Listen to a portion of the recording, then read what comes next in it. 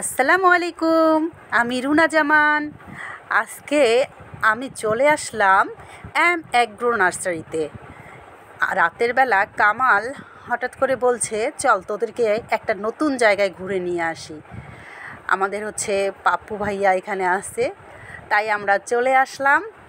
এখানে এসে দেখতে পেলাম এখানে শুধুই চারা গাছ পাওয়া যায় না, এখানে নানান ধরনের সামুদ্রিক মাছও পাওয়া যায়। আসেন আমি আপনাদেরকে দেখিয়ে দিচ্ছি।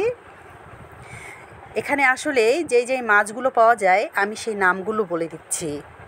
ইলিশ, সামুদ্রিক চিংড়ি, কাঁকড়া, স্কুইড, অক্টোপাস, লবস্টার, লাল কোরাল, কালো কোরাল, কই কোরাল, রূপচাঁদা, কালো চাঁদা, ডোরি ফিশ, শর্ট ফিশ, বেলা ফিশ, লাল পোয়া, কাঁচা লইট্টা, স্যামন, সুরি মাছের শুটকি, লইট্টা শুটকি, স্যামন মাছের শুটকি, এগুলো আপনারা এখানে সব পাবেন।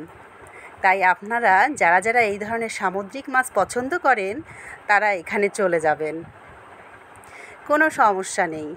ওখানে গিয়ে পাপ্পু ভাইয়ার নাম বললেই হবে। এই যে কামাল, তারপর যে আমার মেয়ে দুটো, আমরা ঘুরে ঘুরে দেখছি চারদিকে। এই যে আমগুলো দেখেন। আমরা চারদিকে কিছুক্ষণ ঘোরাঘুরি করে তারপর আমরা চলে গেলাম। সবাই ভালো থাকবেন, সুস্থ থাকবেন, আমাদের জন্য দোয়া করবেন।